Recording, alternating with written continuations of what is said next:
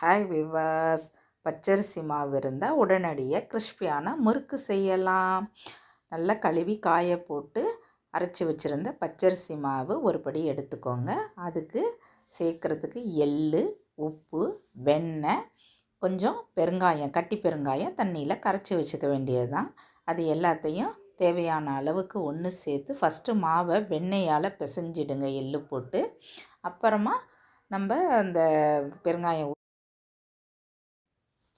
ஊற வச்ச தண்ணியை கொஞ்சம் கொஞ்சமாக சேர்த்து நல்லா பதமாக பிசைஞ்சு எடுத்துட வேண்டியது தாங்க.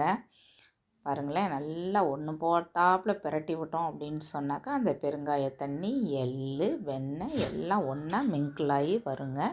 அதை அப்படியே கொஞ்சம் கொஞ்சமாக பிசைஞ்சு எடுத்துட்டோம்னாக்கா முறுக்கு மாவு புளியிற பதத்துக்கு நமக்கு ரெடி ஆகிடும்.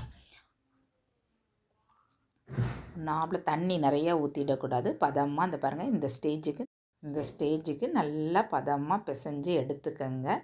அவ்வளோதான், முறுக்கு செய்கிறது ரொம்ப ஈஸிங்க. இந்த ஸ்டேஜில் இப்போ நல்லா பிசைஞ்சு வச்சிட்டோம் அப்படின்னு சொன்னாக்கா அந்த பெருங்காயம் ஊறி இருக்குது பார்த்திங்களா தண்ணி, அந்த தண்ணியை கையை நினச்சி கொஞ்சம் கொஞ்சம் தேவையான உங்கள் உரலுக்கு எவ்வளோ மாவு தேவையோ இந்த ஸ்டேஜில் இருக்க மாவை அப்படியே அந்த உரலுக்குள்ளே அழகாக போட்டு புளிய வேண்டியதாங்க. நமக்கு என்ன ஷேஃபில் வருதோ அந்த ஷேஃபில் புளிஞ்சு எடுக்க வேண்டியதான். தேன்குழல் முறுக்கு சுட சுட ரெடி ஆகிடும். நியூ இயருக்கு ஒரு தீபாவளிக்கு தான் முறுக்கு செய்யணுன்னு அவசியம் இல்லைங்க. நியூ இயருக்கும் முறுக்கு செய்யலாம் இல்லைங்களா? தான் நானும் ட்ரை பண்ணிக்கிட்டுருக்கேன். நீங்களும் உங்கள் வீட்டில் பச்சரிசி மாவு இருந்தால் இந்த மழை நேரத்துக்கு, இந்த குளிர் நேரத்துக்கு நம்ம கடையில் முறுக்கு வாங்கணுங்கிற அவசியம் இல்லை. அழகாக இந்த உரலில் போட்டு எப்படி சேஃபாக புளிகிறேன் பாருங்கள். ரொம்ப பாத்திரங்கள்லாம் யூஸ் பண்ணணுன்ற அவசியம் இல்லைங்க. பாருங்கள், ஒரு பிளேட்டுக்குள்ளே ஒரு ஜார்னி, ஒரு அன்னக்கரண்டி தான் நான் வச்சுருக்கேன். இது ரெண்டுலேயுமே பார்த்திங்கன்னா எண்ணெய் நல்லா காஞ்சி இருக்குது. நல்ல இரும்பு வாணலிங்க இது. அதில் அழகாக புளிஞ்சு சின்ன சின்னதாக போட்டோம்னா 5-6 முறுக்கு சும்மா கிறிஸ்பியாக ஜம்முன்னு ரெடி ஆகிட்டுருக்குங்க.